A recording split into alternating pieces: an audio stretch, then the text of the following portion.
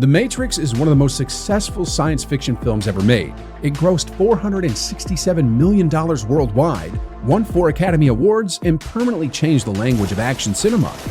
Every single person offered the lead role turned it down.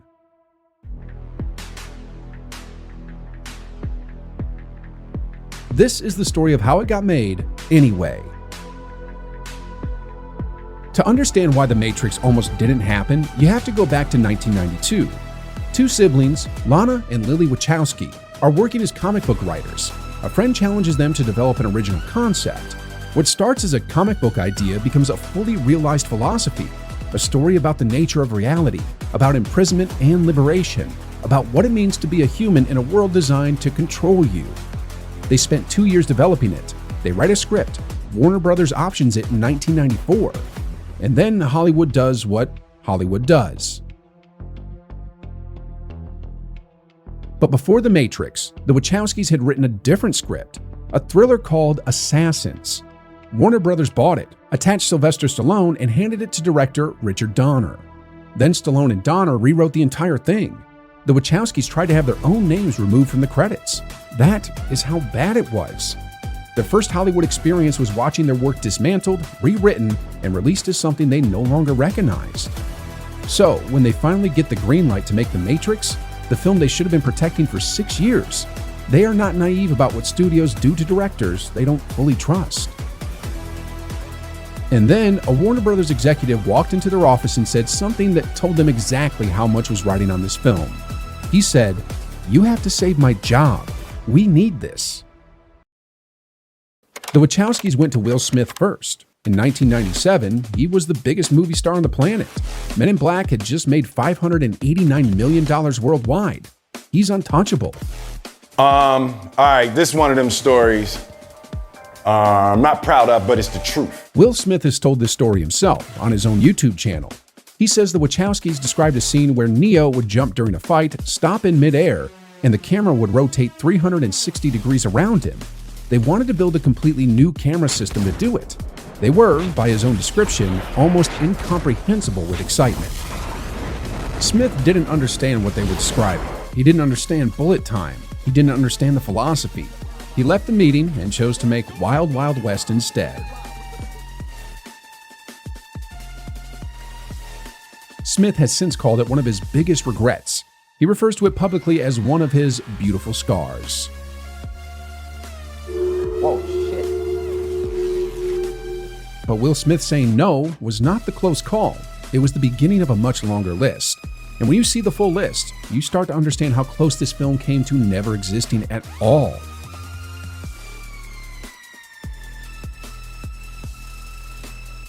Every major star in Hollywood had been asked. The studio got so desperate for the female lead they considered changing Neo to a woman entirely, and approached Sandra Bullock, who also said no. For Morpheus, Arnold Schwarzenegger, Michael Douglas, Gary Oldman, the film was at an impasse, and the Wachowskis were running out of names. Then 2 people said yes, and neither of them was sure they'd survive the production. When the Wachowskis approached Keanu Reeves, he was not at the peak of his career. Speed had made him a star in 1994, but Johnny Mnemonic, another sci-fi film, had flopped. By Hollywood's brutal math, he was a question mark. He read the script, he met with the Wachowskis, he saw a pre-visualization of bullet time. He immediately said yes. There was just one thing he did not tell them.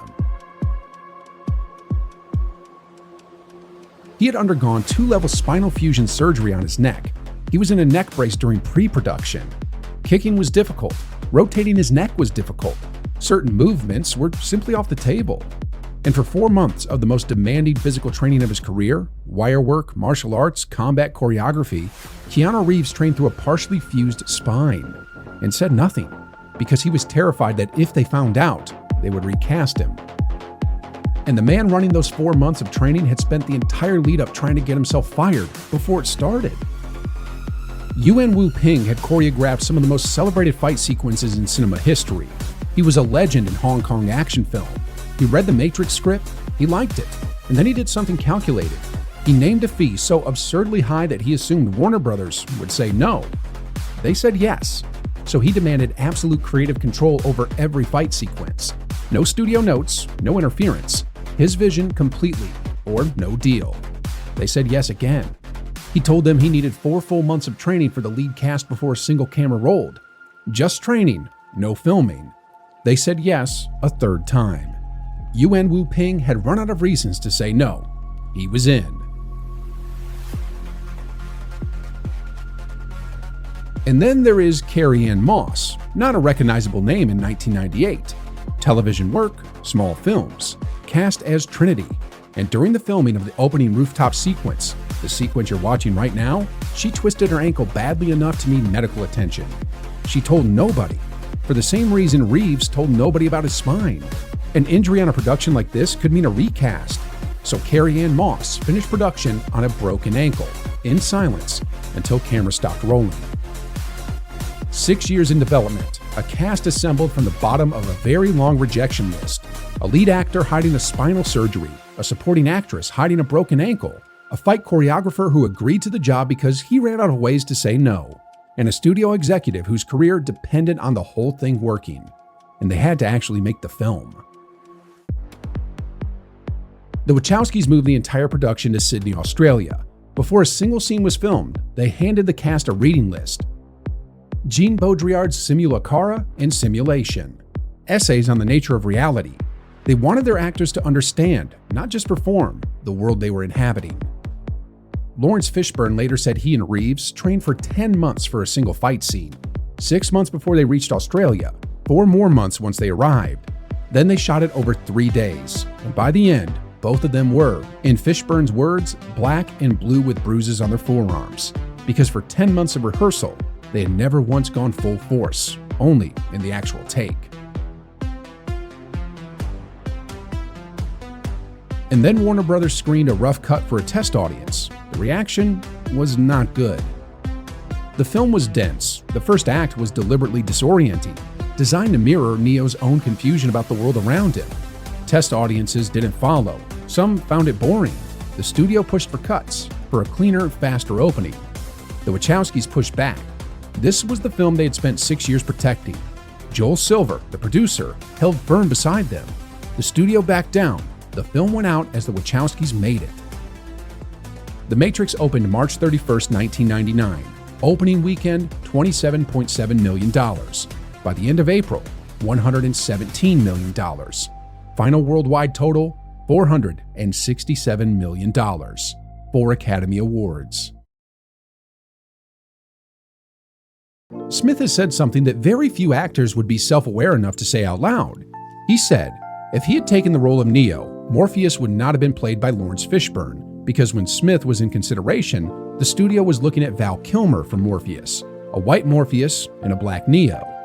And Smith himself has said plainly, on the record, that he would probably have ruined The Matrix, that Reeves was perfect for Neo, that Fishburne was perfect for Morpheus, and that his refusal, as painful as it was a gift to the film.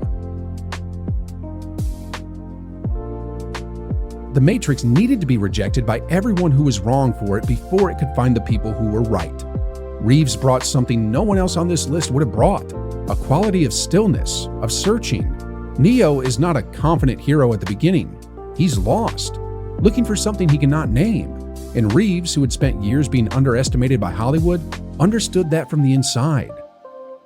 There is one more thing worth saying about the list of people who said no.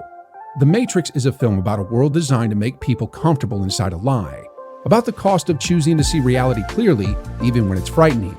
Every person who turned it down did so because they couldn't see it, couldn't visualize what it was from a pitch across a table.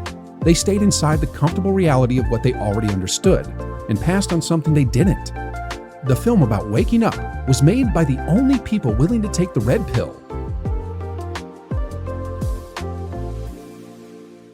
We open the video with a list of everyone who said no. It's a long list, and every name on it is real. But the story of The Matrix is not really about the people who said no. It's about the people who said yes when they had every reason not to. 2 directors who had already been burned by Hollywood and came back anyway. An actor who showed up to 4 months of training with a partially fused spine and said nothing. An actress who finished production on a broken ankle in silence. A choreographer who tried 3 times to price himself out and got outmaneuvered every time. and a studio executive who staked his career on a test screening that bombed. The Matrix is a $467 million film that nobody wanted to make. And the reason it exists, the reason it changed everything, is not in spite of all those obstacles. It's because of them. The film about the people who chose the difficult truth was made by the people who chose the difficult path. That's not a coincidence. That's the whole story.